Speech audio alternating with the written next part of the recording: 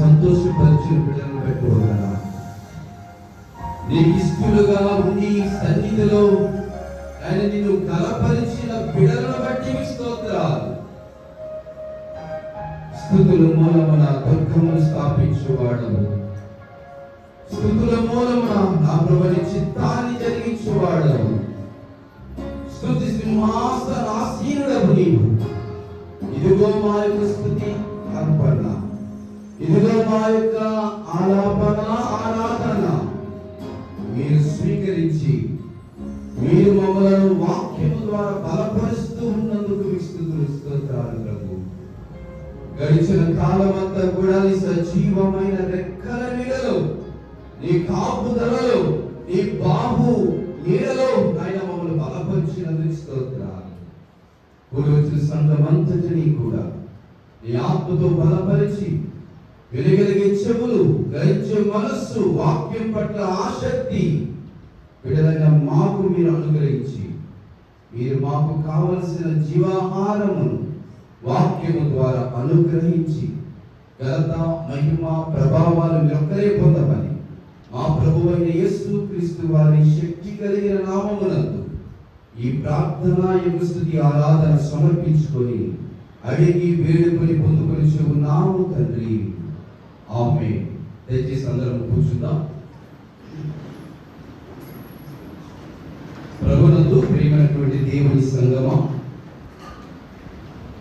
నేటి పరిశుద్ధ పునరుత్థాన ప్రభుదిన ఆరాధనలో పాలుభాగస్తులై పూర్ణ ఆత్మతో, పూర్ణ హృదయంతో, పూర్ణ మనస్సుతో మన యొక్క పరిశుద్ధుడైన ప్రభువుని ఆరాధించుటలో ఆసక్తిని కనపరిచిన ప్రియ సంఘానికి ప్రభువైన యేసుక్రీస్తు వారి శక్తి కలిగిన నామమునందు మీకు శుభాలు, వందనాలు తెలియపరుస్తున్నాను. దయచేసి వాక్యము ఈ సమయంలో మనము ధ్యానించబోతున్నాం. ఈ వాక్య ధ్యానం అనేది కేవలం పాస్టర్ గారు పని మాత్రమే కాదు, ఇది మీరు గమనించాలి. వాక్య ధ్యానము అనేది కేవలము పాస్టర్ గారి పని మాత్రమే కాదు. వాక్య ధ్యానము అనేది చెప్పేవారి పని, వినేవాడి పని కూడా, అంటే మీ పని కూడా. ఇప్పుడు మీరు నేను కలిసి వాక్య ధ్యానం చేయబోతున్నాం, వాక్యాన్ని అర్థం చేసుకోవడానికి ప్రయత్నం చేయబోతున్నాం. వాక్యం పట్ల మనం ఆసక్తి కలిగి ఆయన సన్నిధిలో గడపాలని ప్రోపేట మీకు నేను మనం చేస్తున్నాను. దేవుని సన్నిధిలో ప్రారంభం నుంచి ముగింపు వరకు కూడా ఉండాలి. ఈ సంఘం ఎప్పుడు నేర్చుకుంటుందో నాకు తెలియదు. ప్రారంభం నుండి పితృ పుత్ర అనే పాట మొదలుకొని కర్త మమ్ము పంపు అనే దీవెన దైవాశీర్వాదమైన కీర్తన ముగింపు వరకు కూడా మీరు దేవుని సముఖంలో ఉంటేనే అది మీరు ఈ రోజున ఆరాధనకి వచ్చినట్లు. స్తుతి ఆరాధన అయిన తర్వాత వెళ్ళిపోవడం, వాక్యం అయిపోయిన తర్వాత వెళ్ళిపోవడం, కానుకలు వేసి వెళ్ళిపోవడం కూడా సంపూర్ణమైన ఆరాధనలో మీరు పాలుభాగస్తులు అయినట్లుగా కాదు. మొదటి నుంచి ముగింపు వరకు మనం ఉండాలి. అది ఎలాంటి పరిస్థితి అయినా, మీకు ఇష్టం ఉన్నా లేకపోయినా మనం వచ్చింది దేవుని యొద్దకు. ఆయన ఎప్పుడు పంపిస్తే అప్పుడు మనం బయటకు వెళ్ళాలి. మనం ఇష్టం వచ్చినప్పుడు రావడం, మనం ఇష్టం వచ్చినప్పుడు వెళ్ళిపోవడం అనేది క్రమము కాదని సేవకులుగా మీకు నేను తెలియపరుస్తున్నాను. మరి వాక్య ధ్యానంలో మనం వెళ్తూ ఉన్నాం. ఎటువంటి డిస్టర్బెన్స్ లేకుండా దయచేసి సహకరించండి. దేవుని సన్నిధిలో క్రమశిక్షణ అన్నిటికంటే ముఖ్యమండి. మీరు ఎలా ఆరాధించారు అనేది దేవుడు చూడడు. ఏ వాక్యం వినిపించబడింది అని కూడా దేవుడు చూడడు. మీరు దేవుని సన్నిధిలో ఎలా ప్రవర్తిస్తున్నారో చూస్తాడండి. అది ఇంపార్టెంట్. క్రమము లేకుండా ఇష్టానుసారంగా మీరు ఎలా ఆరాధించినా అది మంచిది కాదండి. అది దేవుడికి ఇష్టమైన ఆరాధన కాదు. కాబట్టి మనం క్రమంగా ఉండడానికి, క్రమశిక్షణతో ప్రభువును ఆరాధించడానికి ప్రయత్నం చేయాలి క్రమంగా. కాబట్టి ఈ విషయాన్ని జ్ఞాపకం చేస్తున్నాను. ఎటువంటి ఆటంకాలు లేకుండా ఏదైనా పని ఉంటే కనుక ఇప్పుడే మీరు ఆ పనిని ముగించుకోవడానికి ప్రయత్నం చేయాలని మనవి. కింద కూర్చున్న వారు కూడా జాగ్రత్తగా మీరు ఆరాధనలో పాలుభాగస్తులు అవ్వడానికి ప్రయత్నం చేయండి. అలాగే వారికి ఎటువంటి అసౌకర్యాలు కలగకుండా సంఘ కార్యవర్గం దయచేసి వాలంటీర్లుగా వెళ్ళి వారికి మైక్ సౌండ్ వినిపిస్తుందా లేదా, లేకపోతే వారు కూర్చోడానికి స్థలాలు ఉన్నాయా లేదా, లేకపోతే కుర్చీలు వేయడానికి కూడా ప్రయత్నం చేయాలని మనమే వచ్చి ఇక్కడ కూర్చొని ఆరాధించుకొని వెళ్ళిపోవడం సరైన పరిచారకుల యొక్క పని కాదు. మనం అన్ని చూసుకోవాలి. దేవుడు మనకు అధికారాన్ని ఇవ్వలేదు. మళ్ళా చెప్తున్నాను, మనమేమి ఈ సంఘం మీద అధికారం కాదు. వస్తారులే, కూర్చుంటారులే, ఉంటే కూర్చుంటారు, లేకపోతే వెళ్ళిపోతారు అనడానికి. సంఘం పట్ల దేవుడు మనకి బాధ్యతనిచ్చాడు. మనం పరిచారం చేయడానికి దేవుడు మనం పిలుచుకున్నాడు. వారు మన సేవకులు కాదు, సంఘానికి మనం సేవకులం.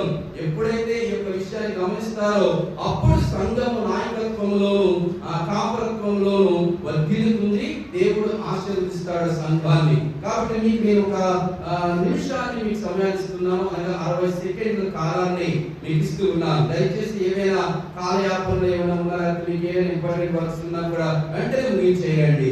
ఆ ఫోన్లు కూడా నేను అంటూ ఉన్నాను, వైబ్రేషన్ లో పెట్టుకోండి, సైలెంట్ లో పెట్టుకోండి.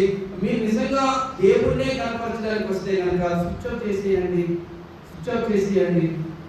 కొన్ని సంఘాల్లో బోర్డులు ఉంటాయి, మీరు చూసారా లేదు? అలాంటి కొన్ని నేర్చుకోవాలి. మనం కొన్ని ఆధ్యాత్మికమైన విషయాలు నేర్చుకోవాలి. ఎక్కడికైనా వెళ్ళేటప్పుడు స్విచ్ ఆఫ్ యువర్ మొబైల్స్ అనే ఒక నోటీస్ బోర్డు ఉంటుంది అన్నమాట కొన్ని సంఘాలలో.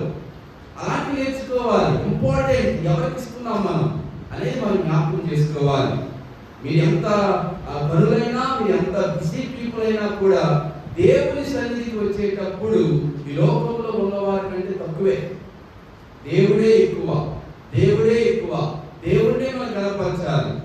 నాకు కొంతమంది అమెజాన్ ఆన్లైన్ షాపింగ్ వాళ్ళు, ఫ్లిప్కార్ట్ ఆన్లైన్ షాపింగ్ వాళ్ళు కొన్ని కాల్స్ వస్తూ ఉంటాయి. సైట్స్ ఉన్నాయి, మీరు విజిట్ చేస్తారా, కొనుక్కుంటారా, ఇలాంటి కంపెనీ బిజినెస్ కాల్స్ వస్తూ ఉంటాయి. ఎప్పుడు ఎక్కువ సండే వస్తూ ఉంటాయి. సండే ఎట్టి పరిస్థితుల్లో కూడా వాళ్ళు ఫోన్ కాల్ లిఫ్ట్ చేయాలన్నమాట. అప్పుడు వాళ్ళకి అర్థమైపోయింది, ఆన్లైన్ షాపింగ్ నుండి వచ్చిన అమెజాన్ కానీ ఫ్లిప్కార్ట్ ఆన్లైన్ షాపింగ్ వాళ్ళు కానీ ఏదైనా మేము బుక్ చేసుకుంటే వాళ్ళు నిన్నే అంటే శనివారం సాయంకాలమే మాకు డెలివరీ ఇచ్చేస్తారు. ఎందుకంటే మీరు ఆదివారం ఎట్టి పరిస్థితుల్లో ఫోన్ ఎత్తారండి, మేము మీకు వచ్చిన డెలివరీ ఏదైతే ఉందో అది మేము ఇబ్బంది పడుతున్నాం, మాకేమో అది కాల్ రికార్డ్ అవుతుంది, మీరు రెస్పాండ్ అయ్యేంత వరకు మేము దానిని బ్యాక్ చేయకూడదు, డెలివరీ క్యాన్సిల్ చేయకూడదు. కాబట్టి మీరు ఆదివారం ఎట్టి పరిస్థితుల్లో మాకు రెస్పాండ్ అవ్వరు, కాబట్టి మీరు శనివారమే మీకు డెలివరీ ఇచ్చేస్తున్నామని చెప్పి ఆన్లైన్ వారు నేర్చుకున్నారండి. మనం నేర్పాలి, వారికి నేర్పాలి, మనం చెప్పాలి. ఆదివారం ఎట్టి పరిస్థితుల్లో నేను ఫోన్ లిఫ్ట్ చేయను. ఆరాధన టైంలో ఎస్పెషల్లీ టైం 9 నుండి 1 గంట 2 వరకు నా ఫోన్ ఎప్పుడూ కూడా లిఫ్ట్ చేయను. ఒక ఫోన్ రావచ్చు కానీ ఎప్పుడు కూడా కాల్ లిఫ్ట్ చేసి మాట్లాడి టైం వేస్ట్ చేయను. నేను వచ్చింది దేవుని ఆరాధించడానికి, నేను వచ్చింది దేవుని మీద మనసు పెట్టడానికి. ఎప్పుడైతే మీరు పూర్ణ హృదయంతో పాడుతున్నారు కదండి, పూర్ణ హృదయంతో, పూర్ణ మనసుతో, పూర్ణ ఆత్మ ఏంటంటే దాని అర్థం మైండ్ ఇంకో దగ్గర, బాడీ ఇంకో దగ్గర, ఆలోచన ఇంకో దగ్గర. ఇదైతే పూర్ణ మనసు కాదండి, అది పూర్ణ హృదయం కూడా కాదు. ఎక్కడో మనసు పెట్టుకొని ఎవరి గురించో ఆలోచించుకొని దేవుని సన్నిధిలో ఉంటే కనుక అది కంప్లీట్ గా మనం దేవుని సన్నిధిలో గడిపినట్లు కాదు. అందుకే మళ్ళీ మిమ్మల్ని బలపరుస్తూ ఉన్నాను. మనకి ఎలాంటి గొప్ప ఘన కార్యాలు ఉన్నా కూడా దేవుని సన్నిధికి వచ్చేటప్పటికి జాగ్రత్తగా వినండి, అవన్నీ కూడా దేవుని కంటే గొప్పవైతే కానే కాదు. గడిచిన వారాల్లో కూడా చెప్పాలి మీకు, మన దేవుడు మన ప్రభువు గొప్పవాడు అని. మనం ఆయన గొప్పతనాన్ని గ్రహిస్తేనే మనం గొప్పవారం అవుతాం. కాబట్టి ఈ సమయంలో మీకు నేను 1 నిమిషం సమయాన్ని ఇస్తున్నాను. Read your Bible, open your Bible. Matthew's Gospel, St. Matthew's Gospel, chapter 8, verses from 18 to 22. Read this passage in your heart. మీ హృదయంలో ఈ వాక్య భాగాన్ని చదవడానికి ప్రయత్నం చేయండి. అంటే దాని అర్థం ఏంటంటే మీరు సన్నిధికి దేవుని యొద్దకు వచ్చేటప్పుడు మీరు బైబిల్ తేవాలి. బైబిల్ ఖచ్చితంగా తెచ్చుకోవాలి. బైబిల్ లేకపోతే మీరు దేవుని సన్నిధిలో గడిపినట్టు కాదు. మన spiritual text book is the Bible.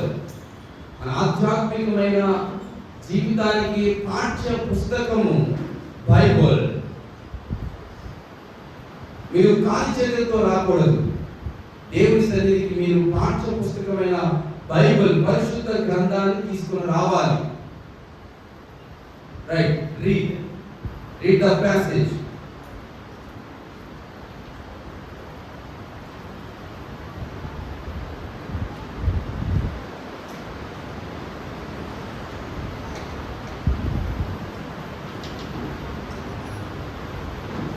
ఇరవై 22వ వచనాన్ని ఎవరైనా మూలవాక్యంగా చదివి. యేసు అతన్ని చూచి నన్ను వెంబడించుము, మృతులు తమ మృతులను పాతి పెట్టుకొనిమ్మని చెప్పాను. పరిశుద్ధాత్మ దేవుడు మనందరితో మాట్లాడును గాక. ప్రభువునందు ప్రియమైనటువంటి దేవుని బిడ్డలారా, ఈ యొక్క పరిశుద్ధ ప్రభుదిన ఆదివారపు ఆరాధనలో మనము వాక్య ధ్యానం అనే అంశానికి మనం వచ్చాం. ఇప్పటి వరకు కూడా మనము పాటలు పాడి ప్రార్థనలు చేసి మన స్వరాన్ని ప్రభుకి మనం వినిపింపజేసాం. ఇప్పుడైతే దేవుడు మనతో మాట్లాడుతుండగా మనము మౌనంగా ఉండి దేవుని యొక్క స్వరాన్ని వినడానికి మనం ఇష్టపడదాం. వాక్యం సెలవించింది కదా, మాట్లాడువారు మీరు కాదు, తండ్రి ఆత్మ మీలో ఉండి మాట్లాడుతున్నది. ప్రకటన గ్రంథం ప్రకారం ఆత్మ చెప్పు సంగతులు చెవుగలవాడు వినును గాక అని లేఖనాలు మనకి సెలవిస్తూ ఉన్నాయి. మీకు చెవులు కనుక ఉంటే, ఆధ్యాత్మికమైన చెవులు, భౌతికమైన చెవులు రెండు కనుక మీకు ఉంటే ఖచ్చితంగా దేవుని యొక్క వాక్యాన్ని వినడానికి ఇష్టపడండి. భౌతికమైన చెవులు పక్కవారి మాటలు వింటాయి, ఆధ్యాత్మికమైనటువంటి చెవులు దేవుని స్వరాన్ని వింటాయి. నా గొర్రెలు నా స్వరాన్ని వింటాయి అని యోహాను సువార్త 10వ అధ్యాయంలో యేసుక్రీస్తు ప్రభువారు తన పిల్లలైన మన గురించి చాలా ధైర్యంగా ఈ యొక్క విషయాలు ఆనాటి పరిచయులతోనూ, శాస్త్రులతోనూ, ప్రధాన యాజకులతోనూ, సమాజ మందిరపు అధికారులతో యేసు ప్రభువారు చాలా ధైర్యంగా నిశ్చయంగా ఆ యొక్క విషయాలు మన గురించి తెలియపరిచాడు. కాబట్టి ఈ యొక్క ఉదయకాల సమయంలో మరలా మనము రెండవ భాగముగా యేసుక్రీస్తు ప్రభువారిని వెంబడించడం అనే అంశం మీద మీకు నేను వాక్య పరిచర్య లేకపోతే చేయడానికి నేనైతే సిద్ధపాటు కలిగి ఉన్నాను. ఈ యొక్క మత్తయి సువార్త 8వ అధ్యాయం 18 నుండి 22 వచనాలు కూడా యేసు ప్రభువుని వెంబడించే సందేశాన్ని ఇస్తూ ఉందన్నమాట. జాగ్రత్తగా మీరు వాక్యం కనుక చదివి ఉంటే అక్కడ మీకు ఇద్దరు వ్యక్తులు కనిపిస్తారు, అక్కడ మీకు రెండు ప్రశ్నలు కనిపిస్తాయి, అక్కడ మీకు రెండు సమాధానాలు కనిపిస్తాయి. అక్కడ ఇద్దరు వ్యక్తులు కనిపిస్తారు యేసు ప్రభువుతో పాటు. రెండవది, అక్కడ ఇద్దరు వ్యక్తుల యొక్క ఆలోచన, వారి ప్రశ్నలు అక్కడ కనిపిస్తాయి.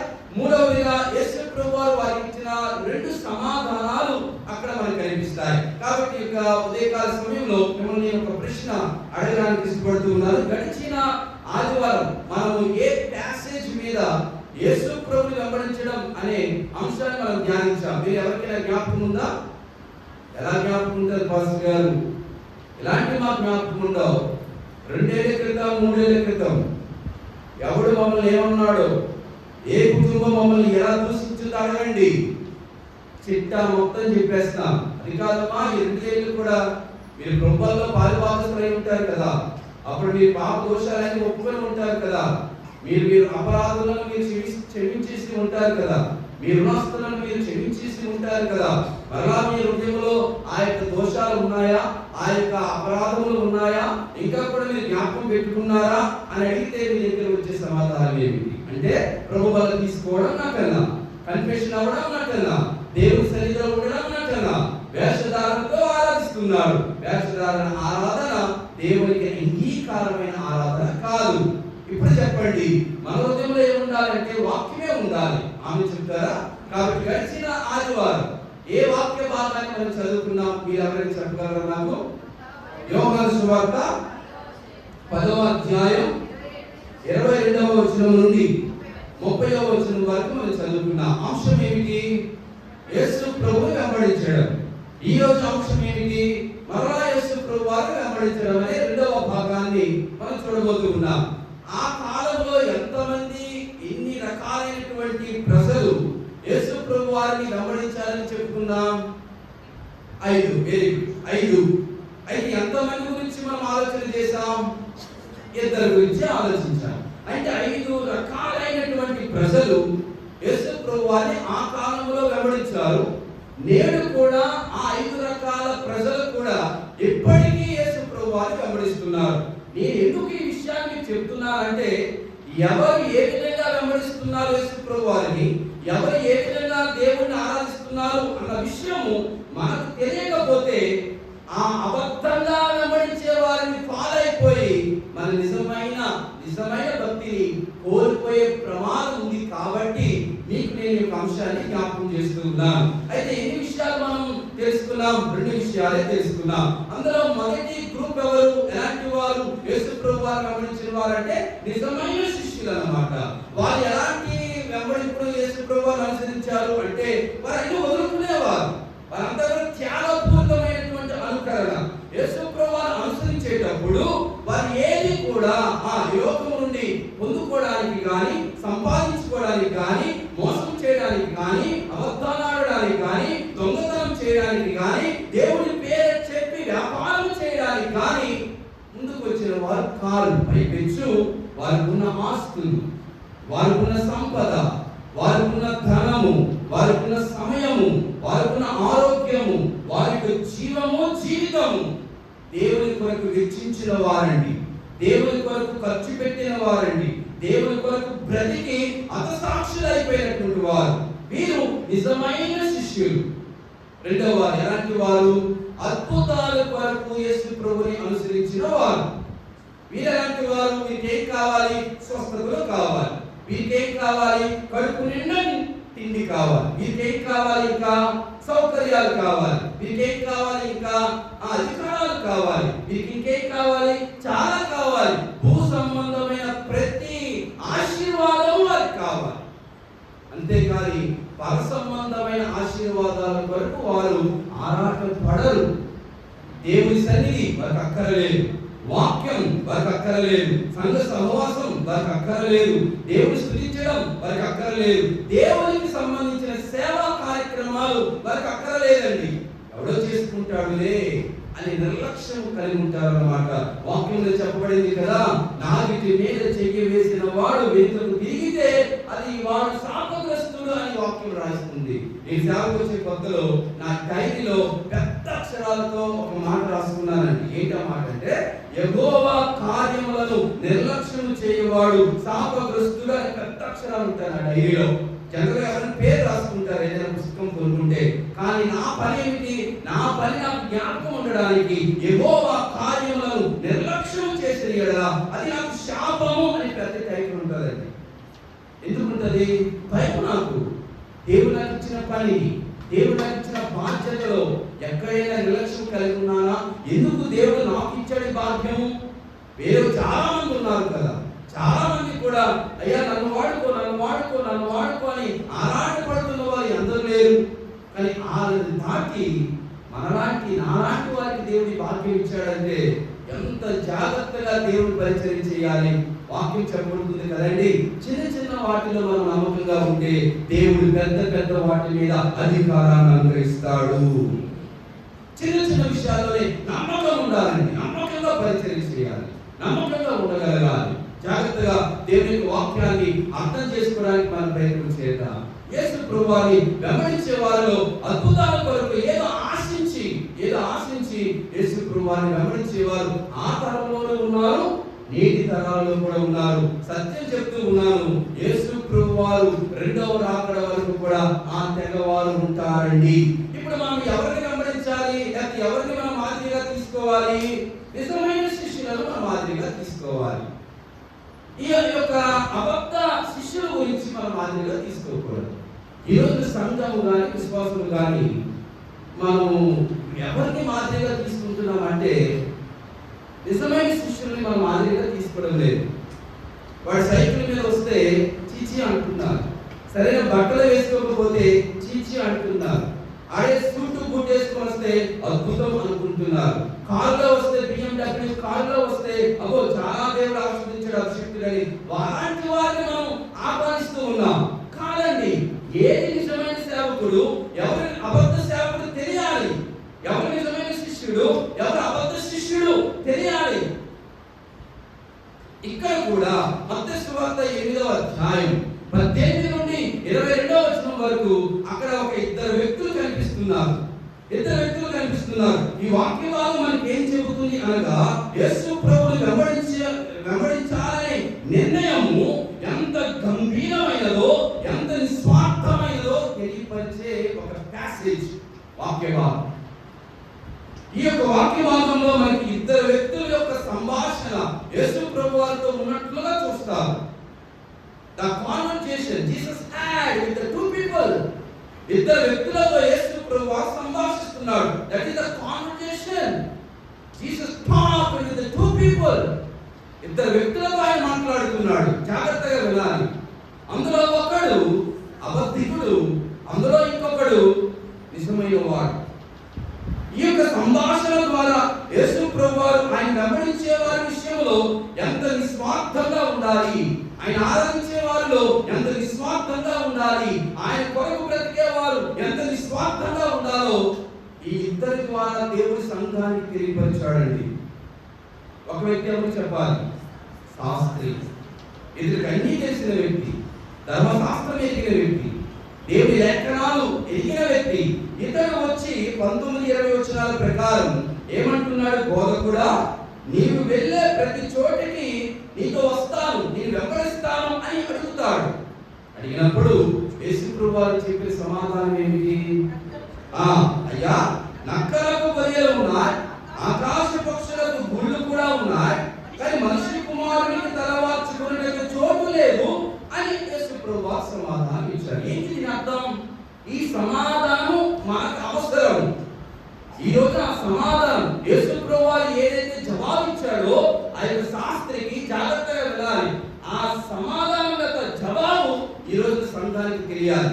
ఏంటి దాని యొక్క అర్థం అనగా, ఈ యొక్క జవాబుకి ప్రభువును అనుసరించడము అంటే, ప్రభువుని ఆరాధించడము అంటే, దేవుని కొరకు జీవించడము అంటే, ఆయనను వెంబడించడము అంటే ఆర్థిక భద్రత లేదా సుఖాలు కొరకు కాదండి. అవి లేవు, ఉండవు అనడానికి మాట అది. ఈ యొక్క శాస్త్రిక రంగంలో నాకు ఏమీ లేదు, నీవు ఏదైనా ఆశించి నా దగ్గరికి వస్తే కనుక నీకు ఇవ్వడానికి నా దగ్గర ఏమీ లేదు. ఓకే, అంటే నువ్వు వెండి బంగారాల కొరకు నా దగ్గరికి వస్తున్నావేమో, లేకపోతే ఇంకేదో ఆశిస్తున్నావేమో, నా యొక్క సంచిలో చేయి పెట్టి నా ధనాన్ని దోచుకోవాలనుకుంటున్నావేమో, కానీ నా దగ్గర ఉన్నది కాదు. మరి ఏదైనా దగ్గర ఉందంటే రక్షణ ఉంది, కావాలంటే తీసుకో. నా దగ్గర పాప క్షమాపణ ఉంది, కావాలంటే తీసుకో. నా దగ్గర విడుదల ఉంది, కావాలంటే తీసుకో. నా దగ్గర మార్గం ఉంది, కావాలంటే వెంబడించు. కానీ నీకేదో ఆశించి నా దగ్గరికి వస్తే కనుక అది నీకు దొరికే అవకాశం లేదు. రెండవ సమాధానం చూద్దాం. రెండవ వ్యక్తి ఎవరు? శిష్యుడు. ఒక పేరు లేదు కానీ శిష్యుడు. ఇతను ఏమంటున్నాడు? ఇతనుగా యేసు ప్రభువు ఏమంటున్నాడు? మనం 21-22 వచనాలు చదివితే ఏమంటున్నాడు చెప్పాలి. ప్రభువా, నేను మొదట వెళ్ళి నా తండ్రిని పాత పెట్టుటకు నాకు సెలవిమ్మని ఆయనను అడుగుతాడు. ఏమడుగుతున్నాడు? చాలండి. ఈ యొక్క వ్యక్తి ఏమడుగుతున్నాడు? ప్రభువా, నేను మొదట ఎక్కడికి వెళ్తాను అంటున్నాడు? నా తండ్రి చనిపోయాడు, తనని పాత పెట్టుకున్నటకు నాకు సెలవు, మొదట ఆ పని చూస్తాను అని అన్నప్పుడు యేసు ప్రభువు సమాధానించాడు. చదవండి. ఏమన్నాడు? యేసు అతన్ని చూచి, నన్ను వెంబడించుము, మృతులు తమ మృతులను పాతి పెట్టుకొననిమ్మని చెప్పారు. ఇప్పుడు యేసు ప్రభువు సమాధానం, జవాబు. ఇది వెరీ ఇంపార్టెంట్ ఆన్సర్. దేవుడు సంఘానికి ఇస్తున్న సమాధానం అంటే అది ఒక వ్యక్తికి ఇచ్చిన సమాధానం మాత్రమే కాదు, ఆ యొక్క శిష్యుడికి ఇచ్చిన సమాధానం మాత్రమే కాదు, జీవము కలిగిన దేవుని సంఘానికి దేవుడు ఇచ్చిన సమాధానం అండి. ఏంటా సమాధానం? మృతులు తమ మృతులను పాతి పెట్టుకొని, నువ్వు నన్ను మొదటైతే నన్ను వెతికి, నన్ను అనుసరించు, నన్ను వెంబడించు అని చెప్పేశాడు. అంటే మన వాటి భాష చెప్తాను, జాగ్రత్తగా వినండి. చనిపోయిన వారు తమ చనిపోయిన వారిని పాతి పెట్టుకొని, నువ్వైతే నువ్వు నన్ను వెంబడించు, నా దగ్గరికి వచ్చే, నన్ను అనుసరించు అని చెప్పాడు. ఏంటి దాని అర్థం?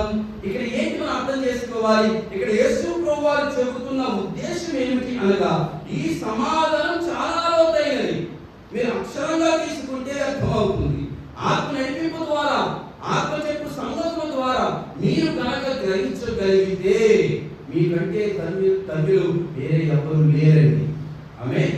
కాబట్టి ఇప్పుడు ఏంటి దాని సమాధానం అంటే, ఈ యొక్క సమాధానానికి ఉన్నటువంటి ఆన్సర్ లేకపోతే ఆ యొక్క అర్థం ఆధ్యాత్మికంగా ఏమిటి అనగా, ఎవరైతే ఆత్మీయంగా చనిపోయారు, ఆధ్యాత్మికంగా చనిపోయారు, క్రీస్తుకు దూరంగా ఉంటూ ఉన్నారు, వారి పట్ల కాదు నీకు ఉండాల్సింది మనస్సు. నువ్వు కాదు వారిని వెంబడించాల్సింది, మృతులైన వారిని కాదు నువ్వు వెంబడించాల్సింది, సజీవులను నువ్వు వెంబడించాలి. సజీవుడు ఎవరు? యేసుక్రీస్తు ప్రభువారు. విగ్రహాలను కాదు నువ్వు వెంబడించాల్సింది. 115వ కీర్తన ప్రకారం నోరు నీవు మాట్లాడవు, చెవులు నీవు వినవు, చెవులు నీవు చేతులు నీవు అవి ఏమి ముట్టవు, కాలు నీవు కూడా నడవలేవండి. ఏమి నిర్జీవులు, వాటిని కాదు నువ్వు వెంబడించాల్సింది. నువ్వు వెంబడించాల్సింది ఎవరిని? సజీవుణ్ణి. ఎవరు సజీవుడు? యేసుక్రీస్తు ప్రభువారు. ఈరోజు చాలా మంది కూడా ఆధ్యాత్మికంగా చనిపోయిన వారిని వెంబడిస్తున్నారండి. భౌతికంగా బ్రతుకున్నారేమో కానీ ఆధ్యాత్మికంగా చనిపోయిన వారిని అనుసరిస్తూ వెంబడిస్తూ వారు ఎక్కడికి వెళ్తారో అక్కడికి వెళ్ళిపోతున్నారండి. ఓకే, మీరు ఎవరిని వెంబడించాలి? సజీవులను వెంబడించాలి. లీవ్ ద డెడ్ బాడీస్ అన్నాడు యేసు ప్రభువు తన శిష్యులతో. వదిలే, నీ జీవమైన దాన్ని కాదు వెంబడించాల్సింది, సజీవుడైన నన్ను వెంబడించాలి. జాగ్రత్తగా ఈ సమాధానాన్ని లోతుగా ఆలోచించడానికి ప్రయత్నం చేయాలి. ఈ రోజున నువ్వు ఎవరిని వెంబడిస్తున్నావు?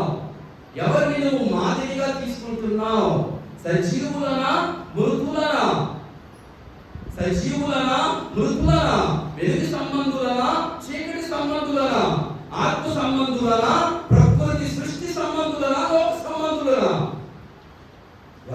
ఎవరిని నువ్వు అనుసరిస్తున్నావు? ఎవరిని లీడ్ చేస్తున్నారు? ఎవరు నిన్ను నడిపిస్తున్నారు? నీవు నడిపించేవాడు బ్రతకాలి, బ్రతికిస్తూనే ఉండాలి. నీవు నడిపించేవాడు ఆత్మపూర్ణుడై ఉండాలి. అపొస్తలుల కార్యముల గ్రంథం చదివితే గనక సంఘంలో సమస్య వచ్చినప్పుడు అపొస్తలుల దగ్గరికి ఆ సమస్య వస్తే వారు ఏం చేశారండి? వారు ఏం చేశారు చెప్పాలి. వారు ఏం చేశారు? ఈ సమస్యలు మాకు తేల్చలేము కానీ మీలో ఆత్మతో నింపబడిన వాడు, విశ్వాస పాత్రుడు, వాక్యం ఎరిగిన వాడు, బ్రతికున్న వాడిని మీరు నాయకులుగా చేసుకొని వారిని వెంబడించండి. అంతే దాని అర్థం. ఒక మృతుడు చనిపోయిన వాడు నిన్ను ఎలా నడిపించగలడు? తన సాక్ష్యమే సరిగ్గా లేదు, తన బ్రతికే సరిగ్గా లేదు, అలాంటి వాడు నిన్ను ఎలా నడిపించగలడు? అందుకనే ఓ నా శిష్యుడా, మృతులు తమ మృతులను పాట పెట్టుకుంటారులే, అదొక వర్గం ఉందిలే, తన గుంపు ఉన్నారులే, వారందరూ చనిపోయిన వారే, వారందరూ జీవులే, వారికి చలనం లేదు, వారికి ఆత్మ లేదు, వారి క్రీస్తు యందు విశ్వాసం లేని వారు పాటుకుంటారులే. నీ పని అది కాదు. నన్ను వెంబడించు. నేను సజీవుడిని, జీవంతో ఉన్నవాడిని, మృతులను కాదు, చనిపోయిన వాడిని కాదు. ప్రియులారా, మన జీవితాలు ఎవరికి అప్పగింపబడ్డాయో తెలుసా అండి? చెబుతున్నాను, క్లారిటీ ఇస్తున్నాను. సిలువలో చనిపోయిన యేసు ప్రభువుకి ఇవ్వలేదండి. సిలువలో మృతమైన యేసు ప్రభువు మృతదేహానికి మన జీవితాలు ఇవ్వలేదండి. సమాధి చేయబడి 3వ దినాన తిరిగి లేచిన పునరుత్థానుడైన యేసు క్రీస్తుకి ఇచ్చామండి. అర్థమైన వాక్యం అర్థం కాలేదు. ఇక అక్కర్లేదు కూడా మీరు చాలా మందికి. ఎందుకంటే చెప్తున్నాను కదా, దేని వరకు వచ్చిన వాళ్ళు మీరు. మీకు వాక్యం అక్కర్లేదు, ఆత్మ నడిపి అక్కర్లేదు. ఎవరు ఏది చెప్పినా చేసేయడమే, ఎవరు ఎలా చెప్పినా అది అనుసరించేయడమే. ఒక వ్యక్తి ఆత్మపూర్ణంగా ప్రార్థనా పరంగా ఏదైనా చెబుతున్నాడా లేదా అన్న విషయం మీకు అక్కర్లేదు. ప్రమాదం అండి. నీ జీవితంలోనికి రావాల్సిన మేలులు రాకుండా నువ్వే ఆపుకుంటున్నావు. నీ వద్దకు రావాల్సిన దీవెనలు నీ దగ్గరికి రాకుండా నీవే స్వయాన నీ చేతులారా దాన్ని చెడగొట్టుకుంటున్నావు. నువ్వు ఎవరినైతే వెంబడిస్తావో దానిని బట్టి నీకు ఆశీర్వాదం ఉంది. నువ్వు ఎవరిని అనుకరిస్తున్నావో దానిని బట్టి నీకు దీవెన ఉంది. మరలా చెప్తున్నాను, నువ్వు అనుకరించేవాడు సజీవుడై ఉండాలి. అతడు బ్రతకాలి, అతని ద్వారా అనేకులు బ్రతికింపబడుతూనే ఉండాలి. అలా ఉన్న ఏకైక వ్యక్తి ఎవరంటే యేసుక్రీస్తు ప్రభువారు. ఆయన ఒక్కడే. మీలో కొన్ని గదుల్లో కొన్ని విగ్రహాలు ఉంటాయి, అవి మృతమైన ఓపెన్గా చెప్తున్నాను. కానీ నా దేవుడు సజీవుడు. ఆయన ఎందుకు విగ్రహం పెట్టడం మీరు ఎప్పుడైనా ఆలోచించారా? మనం ఎందుకు విగ్రహం పెట్టడం? ఆజ్ఞ అనుకుంటాం, అవునా? ఆజ్ఞ కాబట్టి విగ్రహం పెట్టకూడదు అని అనుకుంటాం, అవునా కాదా? ఎందుకు పెట్టము తెలుసా అంటే రెండవ కారణం ఉంది. ఎందుకు మన ప్రభువుని విగ్రహంగా చేసుకుని ఆరాధించాము అంటే, మన దేవుడు విగ్రహంగా కనుక ఉంచితే గనక, అసలు దేవుడే నన్ను విగ్రహంగా చేయొద్దు అనడానికి గల కారణం కూడా చెప్తున్నాను వినండి. అలా విగ్రహంగా చేసి ఉంటే గనక ఆయన ఒక స్థలానికి, ఒక ప్రాంతానికి, ఒక కుటుంబానికి పరిమితం అవుతాడు. కానీ అతని ఆత్మ కనుక ఆయన ఆ విగ్రహ రూపంలో ఆయన మనం చూడలేదు. కాబట్టి ఆయన ఒక ప్రాంతానికి, ఒక స్థలానికి పరిమితమైన వాడు కాదు. ఈ యొక్క భూమండలం మీద ఎన్ని ఆరాధనలు అయితే ఈ రోజు జరుగుతున్నాయో, ప్రతి స్థలములో ఏకకాలములో ఉన్న ఏకైక పరిశుద్ధ సజీవ దేవుడు యేసుక్రీస్తు ప్రభువారు. అందుకే ఆయన విగ్రహంగా చేయలేదు, ఆయన ఇక్కడ బంధించలేదు, ఇక్కడ ఉండిపో ఆయన ఒక మంత్రము ప్రాణ మంత్రము పెట్టి ఆయన బంధించలేదు. ప్రాణాన్ని వేయలేము ఆ యొక్క విగ్రహానికి. పైపెచ్చు ఆయనే విగ్రహాలాంటి మనకు ఊపిరి పోసి జీవింపచేశాడు. మొట్టమొదటిగా మనము నిర్మింపబడిన రీతి ఏంటో తెలుసా అండి? మట్టితో మొట్టమొదటిగా మనం విగ్రహంగా తయారు చేయబడ్డాం. వేశాడు, కళ్ళు వేశాడు, ముక్కు వేశాడు, నోరు వేశాడు, పళ్ళు వేశాడు, అన్ని కూడా అంతరంగ అభివాలను కూడా ఆయన నిర్మించాడు. అయితే అది విగ్రహంగానే ఉన్నాడు ఆదాము, విగ్రహంగానే ఉంది మనిషి నరుడు. ఎప్పుడైతే వీడు చలించట్లేదు, వీడు మాట్లాడడం లేదు, వీడు కదలడం లేదు, ఇదేంటి వీడు ఇలాగే ఉండిపోయాడు, బొమ్మలాగే ఉండిపోయాడు, మట్టి నుండే తయారు చేశాడు, బొమ్మలాగే ఉన్నాడు.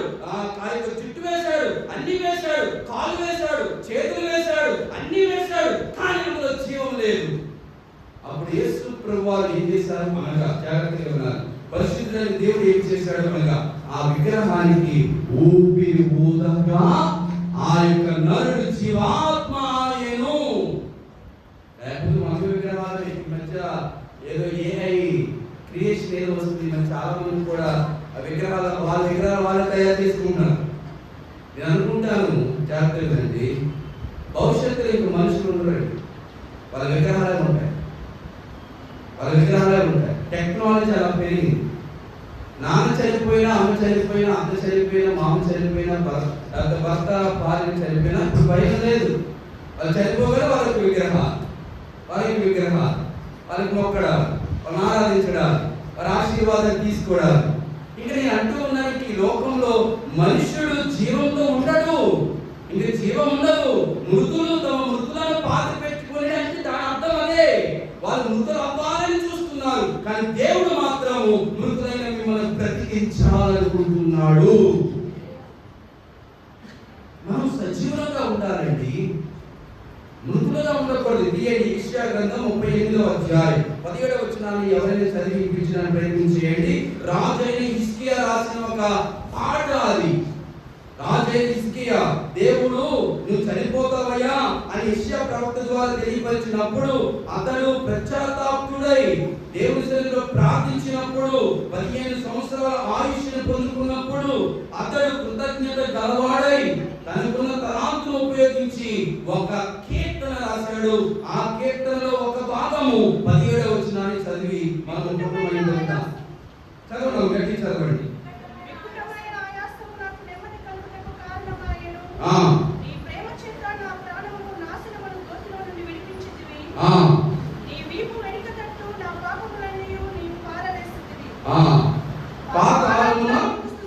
పాతాళమున ఈ స్తుతి కలుగదు, మృతుని కృతజ్ఞతాస్తుతి చెల్లింపదు, సమాధిలోనికి దిగువారు నీ సత్యమును ఆశ్రయించరు, సజీవులే కదా నిన్ను స్తుతించుదురు, ఈ దినమున నేను సజీవుడనై నేను స్తుతించుచున్నాను అని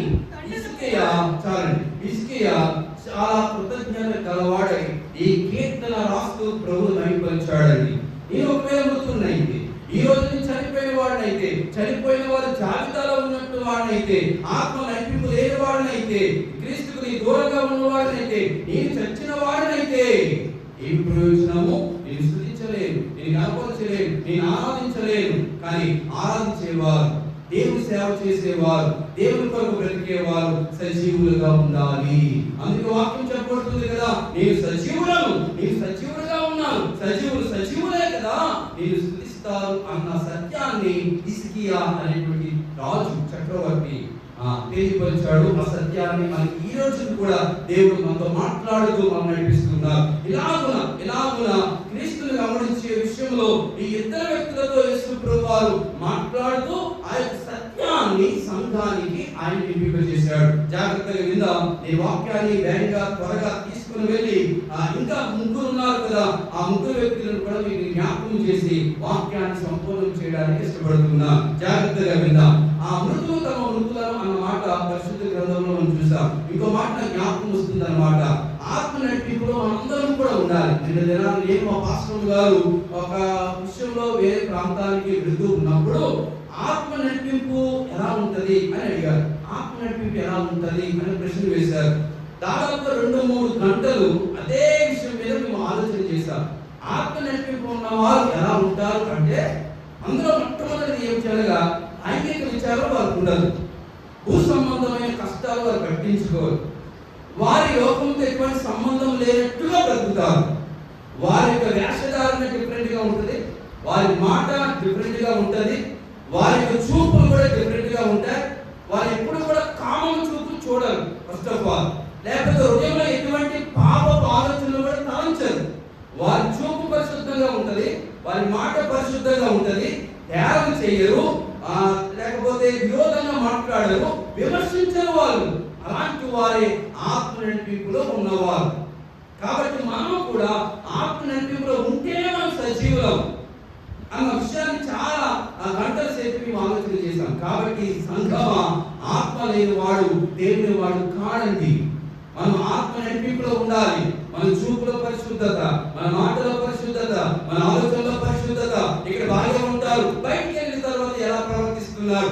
ఆత్మ నడిపింపులో ఉన్నవారు ఇక్కడ ఎలా ఉన్నారో బయట కూడా అలాగే ఉంటారండి. ఇక్కడ ఎలా ఉన్నారు బయట కూడా అలాగే ఉంటారు. ఇప్పుడు మీరే ప్రశ్నించుకోండి, నాలో నేను ఎంతవరకు ఆత్మ నడిపింపులో ఉన్నాను? నటించరండి వాళ్ళు.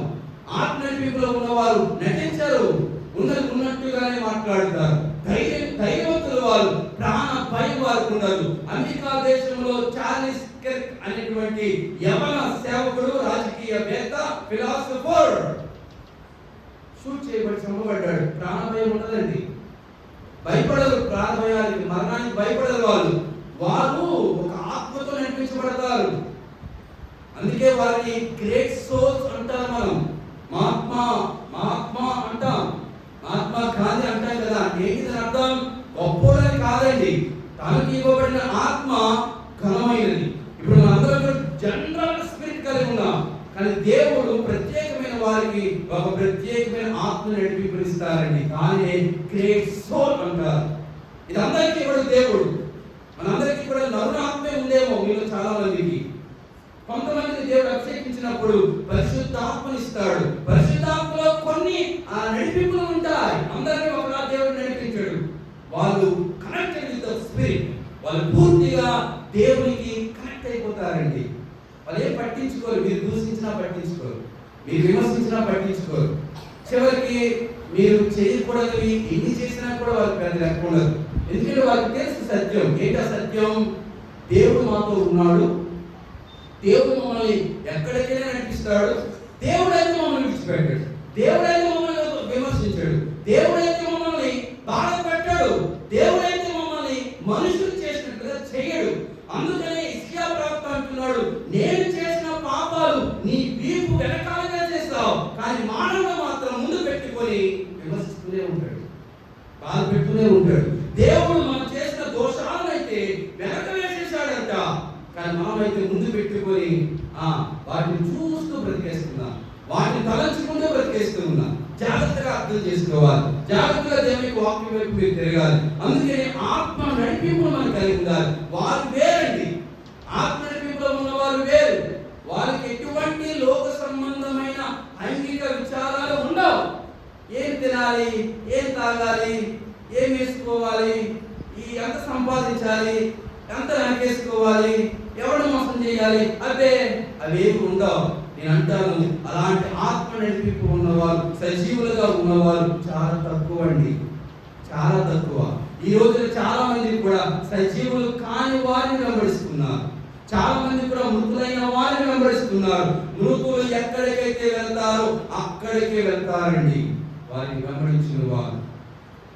మీ స్నేహితుడు ఏమై ఉన్నాడో దాన్ని బట్టి నీ క్యారెక్టర్ తెలుస్తున్నట్లుగానే నువ్వు ఆరాధిస్తున్న దేవుడు ఏమై ఉన్నాడో చెబితే నీ యొక్క నిత్య జీవం ఎలాంటిదో తెలియపరుస్తుందండి. ఈ దేవుడు ఎవరు చెప్పండి, మీరు చనిపోయిన తర్వాత ఎక్కడికి వెళ్తారో ఈ లోకం చెబుతుందండి. నీ స్నేహితుడు ఎవరో చెప్పండి, నీ క్యారెక్టర్ ఏంటో నేను చెప్తాను అంటాడు ఒక మహానుభావుడు. ఈ రోజు నేను చెప్తున్నాను, మీరు ఆరాధిస్తున్న దేవుడు, మీరు వెంబడిస్తున్న వాడు ఎవరో మీరు నాకు చెప్పండి. మీరు రేపు పొద్దున ఏమవుతున్నారో అవుతారో నేను చెప్తాను. మీరు మృతులను వెంబడిస్తే మృతులైపోతారు, సజీవుడిని వెంబడిస్తే మీరు సజీవులుగా ఉంటారు. ఈరోజు మారిపోవాలి మన ఆలోచన. ఎవరిని బట్టి వారిని వెంబడిస్తే మీ ఆధ్యాత్మిక జీవితం వర్తిల్లదండి. ముగ్గురు ఉన్నారని చెప్పాను కదా, వేగంగా ముగిస్తాను, సమయం కూడా చాలా ఎక్కువైపోయింది కాబట్టి ముగ్గురు వేగంగా చెప్పేస్తాను. మొదటి గ్రూప్ ఎవరనుకున్నాం, ట్రూ డిసైపుల్స్. రెండవ గ్రూప్ ఎవరనుకున్నాం, మిరాకిల్ సీకర్స్, అంటే అద్భుతాల కోసం వచ్చినటువంటి ఒక తెగ. మూడవ తెగ ఎవరు, శత్రువులండి. ఆ కాలం యేసుక్రీస్తు ప్రభువారిని వెంబడించిన వారిలో యేసు ప్రభువారికి శత్రువులు కూడా ఉన్నారు. అంటే వాళ్ళు ఎందుకు యేసు ప్రభువారిని అనుకరించారు, ఎందుకు యేసు ప్రభువారితో నడిచారు అంటే యేసు ప్రభువారిలో ఏదైనా తప్పు ఉందా అని కనిపెట్టడానికి, యేసు ప్రభువారిని పరీక్షించడానికి, యేసు ప్రభువారిలో తప్పులు వెతకడానికి, తద్వారా యేసు ప్రభువారిని చంపడానికి, ఏదో నష్టం కలిగించడానికి యేసుక్రీస్తు ప్రభువారిని వెంబడించే వారు కొంతమంది, ఒక గ్రూప్ ఆఫ్ పీపుల్. అందులో పరిసయ్యులు ఉన్నారు, అందులో సద్దుకయ్యులు ఉన్నారు, అందులో శాస్త్రులు కూడా ఉన్నారు. ఈ రోజున ప్రియులారా, అపవాది మనతో పాటు చాలా మందిని కూడా సమకూరుస్తున్నాడు. అంటే మనలో తప్పులు ఎత్తడానికి, మనల్ని నాశనం చేయడానికి, మనల్ని బాధ పెట్టడానికి, తప్పుడు మార్గంలో నడిపించడానికి. అందుకని కీర్తనకారుడు 1వ కీర్తనలో ఏమన్నాడు, ఆయన దుష్టుని ఆలోచన చెప్పున నిలవక, పాపుల మార్గమున నిలవక, అపహాస్యకులు కూర్చున్న చోట కూర్చుండక, యెహోవా ధర్మశాస్త్రములందు దివారాత్రములు ఆనందించు ధ్యానించు ఉంటే అప్పుడు నువ్వు ఆకువాడక నీటి కాలువలో నాటబడిన వాడవై పచ్చగా ఉంటావు, ఫలిస్తూనే ఉంటావు. అప్పుడు అంటాడు కన్క్లూజన్ లో, నువ్వు చేయనిదంతా కూడా సఫలము అగును. నువ్వు దుష్టుల దగ్గర ఉంటే ఇదే వ్యాపారం, అపహాస్యుల దగ్గర ఉంటే ఇదే ఫలితం, పాపులతో సహవాసం చేస్తే ఇదే పరిణామం. కానీ మనం ఉండాల్సింది ఎవరు వెంబడించాలి. ఇక్కడ ఈ శత్రువులు చాలా మంది ఉంటారండి మన చుట్టూ కూడా, మీరు నమ్ముతారు లేదు. మన చుట్టూ చాలా మంది ఎనిమీస్ ఉంటారు. ఏది అంటే మంచిగా ఉండడానికి కాదు, నిన్ను బాగుపెట్టడానికి కాదు, నిన్ను ప్రోత్సహించడానికి కాదు, నీ తప్పులను నలుగురికి చెప్పడానికి. నీతో ఊరికి ఒక వ్యక్తి మాట్లాడుతున్నాడంటే ఇది అర్థం ఏదో సంథింగ్ ఇస్ రాంగ్ కదా. ఇప్పుడు మాట్లాడే వ్యక్తి మరలా కాన్వర్సేషన్ లో వచ్చాడంటే దాని అర్థం జాగ్రత్త వినాలి. మీరు తప్పులు తెలుసుకొని నలుగురికి చెప్పి నీకు నష్టం కలిగించడానికి. ఈ రోజు యేసు ప్రభు వారితో కూడా అలాంటి వారు చాలా మంది ఉన్నారు. నేటి సంఘంలో కూడా చాలా మంది, సంఘంలో ఏ తప్పులు జరుగుతున్నాయి, సంఘంలో పాస్టర్ ఏ తప్పులు చెప్తున్నాడు, నాయకుల్లో ఏ తప్పులు ఉన్నాయి, ఆ సంఘం ఎలాంటి పరిస్థితులు కూడా వెళ్తుందని కనిపెట్టడానికి వచ్చిన వారు లేనంటారా ఈ యొక్క ఆరాధనలో? ఇంటికి వెళ్ళిన తర్వాత ఫోన్లు చేసుకొని ఇలాంటోడు అలాంటోడు అలా చెప్పాడు పాస్టర్, అతను ఏంటి ఎలా చెప్పేశాడు, అలా చెప్పేశాడు, టైం ఫాలో అవ్వలేదు, టైం అయిపోయింది కదా.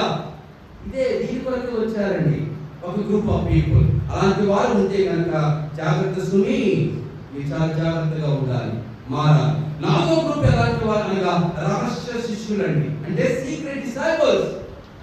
వీరు రహస్యంగా వస్తారు, మీ పేరు ఇక్కడ నిలబడదు. ఈ రహస్య శిష్యుల పేరు ఇక్కడ నిలబడవు.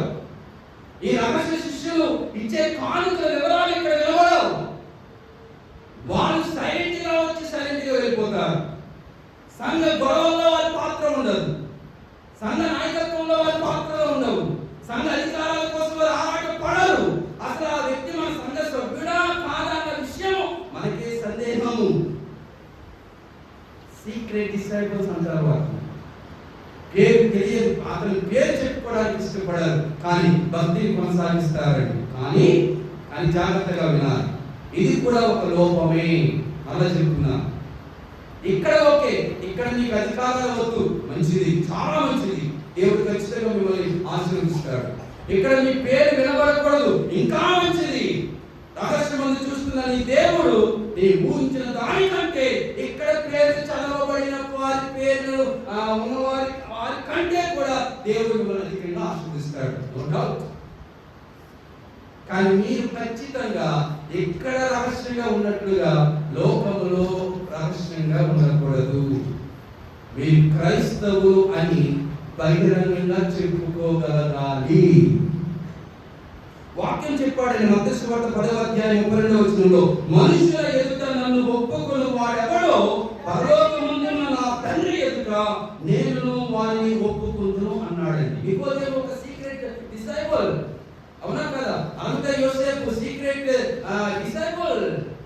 చాలా మంది కూడా సీక్రెట్ బిలీవర్స్ గా లేకపోతే శిష్యులుగా యేసుప్రభు కాలంలో ఉన్నారు. కానీ చివరి దినాల్లో వారు వారి యొక్క భక్తిని కనపరిచారు, ఒప్పుకున్నారు, అధికారం ముందు ఒప్పుకున్నారు, వారి భక్తి విశ్వాసాన్ని కనపరిచారు. 5వ తెగ ఉన్నారండి, యూదా. 5వ తెగ ఉన్నారు. ఎవరి 5వ తెగ? అవకాశవాదులండి. అవకాశవాదులు దేవుడి సన్నిధికి వచ్చేవారు. ఆనాడు యేసు ప్రభుని వెంబడించిన వారిలో చివరి తెగ 5వ గ్రూప్ ఎవరనగా అవకాశవాదులు. అంటే ఈ పని ఏమిటి అనగా యేసు ప్రభువును తమ స్వప్రయోజనాల కొరకు ఉపయోగించుకోవాలి అనుకునేవారు. ఉదాహరణకి ఎవరున్నారు మనకి అవకాశవాదిగా స్వప్రయోజనం కొరకు యేసు ప్రభువుని వెంబడించిన వాడు? శిష్యులలో ఇస్కరియోతు యూదా ఉన్నాడు. ఇస్కరియోతు యూదా ఉన్నాడు. వీడి పని ఏమిటి? ధనాపేక్షకుడు. యేసు ప్రభువారి పేరు చెప్పి తన సంచిని నింపుకున్నవాడు. ఎక్కడికి వెళ్ళినా కూడా వాక్యం చెప్పబడుతుంది కదా, వాక్యం క్లియర్ గా చెప్పబడింది. వాడు కేవలం డబ్బు కొరకే యేసు ప్రభువారిని వెంబడించాడు. కానీ ముగింపు ఏమొచ్చిందండి? ధనాపేక్ష సమస్త కీడులకు మూలము. ఇది ఎరుగక చాలా మంది తమ విశ్వాసం నుండి వారు తిరిగిపోయి తమను తామే పొడుచుకుని, అంతిమం అదేనండి, చివరిగా జరిగేది అదేనండి. ఈ రోజు నన్ను ఏ గుంపుకి చెందినవాడు? అవకాశవాదు వాళ్ళు ఏదో దేవుడి దగ్గరికి వస్తే లేదా దేవుడి పేరు చెప్పి ఏదైనా సంపాదించాలనుకుంటున్నావా? చెప్పి పేరు చెప్పి కాయాలనుకోవాలనుకుంటున్నావా?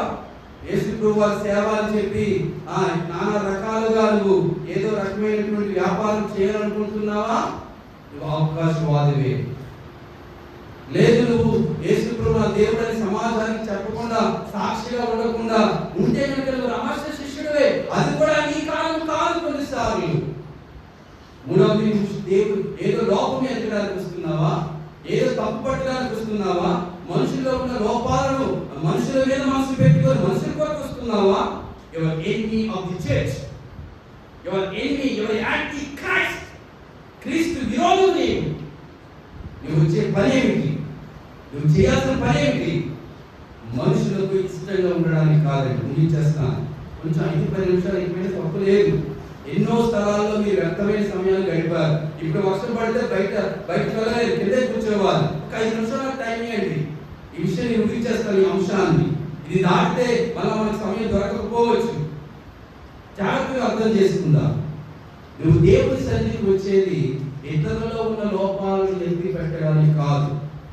నువ్వు వచ్చింది దేవునికి ఇష్టడుగా ఉండడానికి. ఆమె చెప్తారా? ఆయన సన్నిధిలో నేను దేవునికి ఇష్టంగా ఉన్నానా లేదా అని నీలో ఉన్న తప్పులను నువ్వు సరిదిద్దుకోవడానికి.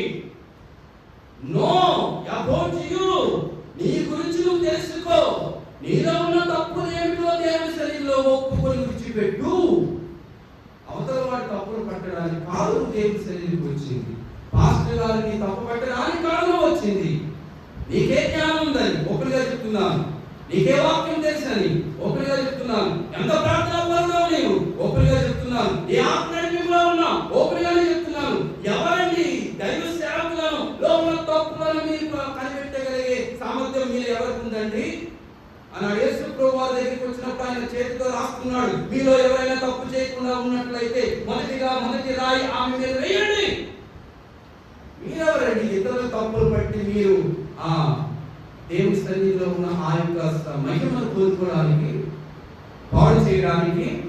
ఒకటే చెప్తున్నాను వినండి, మనం దేవునికి ఇష్టలుగా ఉండడానికి మాత్రమే ప్రయత్నం చేయాలి. ఆమె చెప్తారా? ఎందుకంటే ఆయన ఇష్టలైన వారు తమిళ వాక్యంలో ఉంది. దేవునికి ఇష్టలైన భక్తులే శ్రేష్ఠులు అని వాక్యం సెలవిస్తుంది. నువ్వు శ్రేష్ఠుడే అవుతావు. ఈరోజు ఒక పాట పాడుతున్నారు. ఏంటి ఆ పాట చెప్పండి? స్పెషల్ సాంగ్ ఏమంత పాడాడు? ఏం పాడాడు? స్థిరపరచువాడు, బలపరచువాడు. అనుపల్లవి ఏం చెప్పాలి? అనుపల్లవి ఏమైనా చేయగలవు, ఆ కథనైనా మార్చగలవు. నేను అనుకుంటూ ఉంటాను, దేవుడు ఎలాగో ఏదైనా చేయగలడు, ఏ కథనైనా మార్చగలడు. మనలో కూడా చాలా మంది ఉన్నారు కదండి, ఏదైనా చేయగలరు, ఎవడి కథనైనా మార్చగలరు, ఎవడి సాక్ష్యాలైనా మార్చేయగలరు, ఎలాంటి జీవితాన్ని పాడు చేయగలరు. వారు ఇక్కడ లేరంటారా? నాకు ఆ పాట పాడుతూ ఉంటాను, అదే గుర్తొస్తుంటది. దేవుడు ఎలాగో ఉన్నతుడు మంచిగా మార్చుతాడు. మనలో ఎంతమంది ఎన్ని కథలు మార్చేసాం, ఎన్ని కుటుంబాలను పాటు చేసేసాం, ఎంతమంది జీవితాలను నాశనం చేసేసాం. ఒకసారి చేయండి. ఏదైనా చేయగలరండి మీరు, ఎలాంటి వాడి కథనైనా మార్చగలరండి మీరు. దేవుడు పక్కన పెట్టే ఆయన ఎవరినైనా మార్చగలడు, ఆయన శక్తి సంపన్నుడు. మీరు కూడా అదే సామర్థ్యం కలిగి ఉన్నారు అనిపిస్తున్నది ఒక్కొక్కసారి. అందుకే తప్పులు పట్టడానికి కాదు దేవుని సన్నిధికి రావాల్సింది, దేవుడికి ఇష్టలుగా ఉండడానికి ప్రయత్నం చేయాలి. డానియల్ ప్రణీత్ ఇతని పేరు. ఈ పాట రాసినటువంటి వ్యక్తి పేరు డానియల్ ప్రణీత్. హైదరాబాద్ వాసి, కింగ్ ఆఫ్ కింగ్స్ అనే సంఘ కాపరి, వ్యవస్థాపకుడు. ఒకరోజు ఆయనకి ఇంటర్వ్యూ చేశారు. అయ్యా, ఇంత మంచి పాట పాడావు, ఇంత మంచి పాట రాసావు, చాలా అద్భుతమైనటువంటి పాట రాసావు. ఇప్పుడు ఎవరినో చూసినప్పుడు అదే పాట ఇంకో కొత్త పాట వచ్చేంత వరకు ఇదే పాట అంటే అతడు ప్రౌడ్గా పిలవకుండా ఒకటే చెప్పాడు. ఏమన్నాడు తెలుసా? నేను పాట ఇతరుల కొరకు రాయలేదు, పాడింది కూడా ఇతరుల కొరకు నేను పాడలేదు. నేను దేవుడి కొరకు పాడాను, దేవుడి కొరకు రాశాను. ఎందుకో దేవుడికి ఆ పాట నచ్చింది. నచ్చిన దాన్ని ఆయన ప్రపంచానికి చూపిస్తున్నాడు అన్నాడు. ఇక్కడ మీకు క్లాసికల్ ఇదే మాకు ఎగ్జాంపుల్, వెరీ క్లాసికల్ ఎగ్జాంపుల్. ఒక పాట దేవునికి నచ్చితే సోషల్ మీడియా సంఘాలు కదిలిపోతూ ఉంటే, అదే నువ్వు దేవునికి ఇష్టడుగా ఉంటే భూ దిగంతాల వరకు కూడా దేవుడు నిన్ను పరిచయం చేస్తాడు. నీవు దేవునికి ఇష్టంగా ఉండడానికి ప్రయత్నం చేస్తే నీవు దేవుని ద్వారా అనేక ప్రాంతాలలో ఆయనకు సాక్షిగా ఉంటావు. నచ్చాలి దేవుడికి అంతే. పాస్టర్ జయరాజ్ దేవుడికి నచ్చితే ఆంధ్ర బాప్టిస్ట్ సంఘం కర్మ ఎక్కడెక్కడికో తీసుకుని వెళ్తాడు, ఓ దిగంతాల వరకు తీసుకుని వెళ్తాడు, జనములను స్వార్థంగా చేయగలడు. ఎప్పుడు పాస్టర్ జయరాజు దేవునికి ఇష్టడుగా ఉన్నప్పుడు. మీరు కూడా అంతేనండి. దేవునికి మీరు ఇష్టడుగా ఉంటే ప్రతి ఆదివారం ఇక్కడికి వచ్చి ఆరాధించారండి, బయటికి వెళ్ళి సేవకులు అయిపోతారు, ఎవరిస్తులు అయిపోతారు, పరిచారకులు అయిపోతారు, క్రీస్తుకు సాక్షులుగా మారిపోతారు. ఈ 4 గోడల మధ్య ఉండాలండి సంఘము. 4 గోడలు దాటి బయటకు వెళుతుంది. ఇప్పుడు ఈ సంఘం దేవునికి ఇష్టంగా ఉందా లేదా? అది నా ప్రశ్న.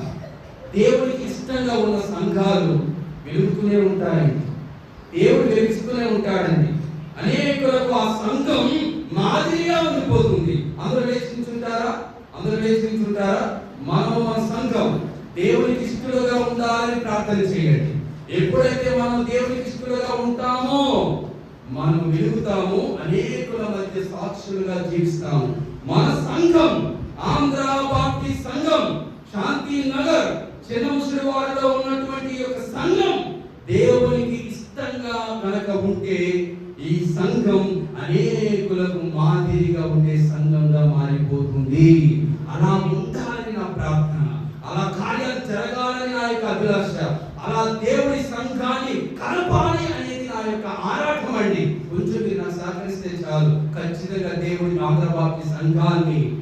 అనేకుల మధ్య సాక్షిగా వాడుకుంటాడు. ఆమె ప్రార్థన చేద్దాం. Close your eyes. Look to God. ఓ సంఘమా, నువ్వు ఎవరిని వెంబడిస్తున్నావు? ఎవరిని అనుకరిస్తున్నావు? నీకు మాదిరి ఎవడు? ఎవరిని చూచి నువ్వు పాడైపోతున్నావు? ఎవరిని చూచి నువ్వు కలత చెందుతున్నావు? ఎవరిని చూచి నువ్వు ఇబ్బంది పడుతున్నావు? స్టాప్. అదే ఈ రోజు నువ్వు ఎవరినైతే మాదిరిగా తీసుకున్నావో వాళ్ళు ఒకవేళ మృతులైతే గనక స్టాప్. అదే ఆత్మ నడిపి ఉన్న వాళ్ళు వేరే రకంలో ఉంటారు. కావాలంటే రాను దినాన్ని చెబుతారు. కానీ ఈ రోజున ప్రభు మనకు సహాయం చేయాలని ప్రార్థన చేయండి. తండ్రి, నేను నీకు ఇష్టడుగా ఉందిలాగున్నా, నేను సజీవుడిగా ఉందిలాగున్నా. ఇదిగో నీకు నచ్చితే నా జీవితం మారిపోతుంది.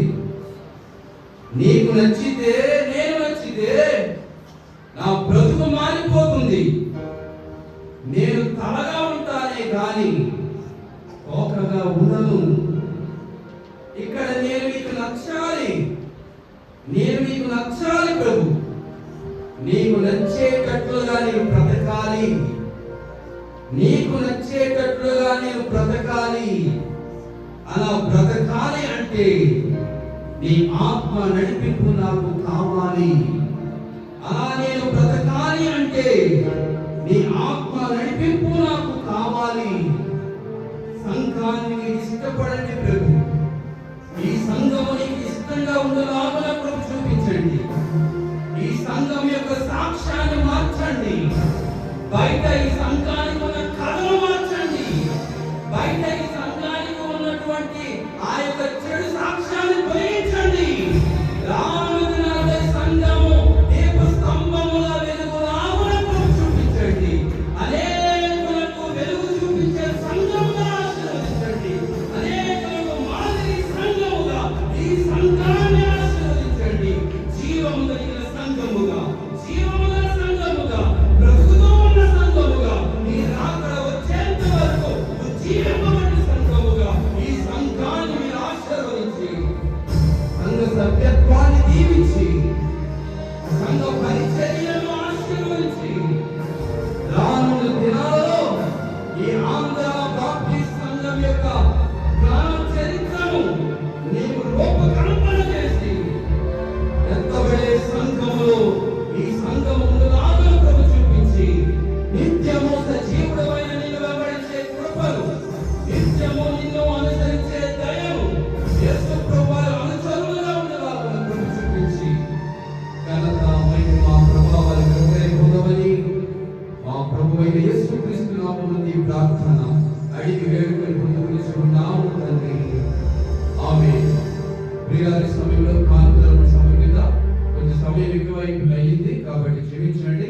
పర్వాలేదు, దేవుని ఆత్మ మీ మీద ఉంటుంది కాబట్టి తప్పేమీ లేదు. అది సమయంలో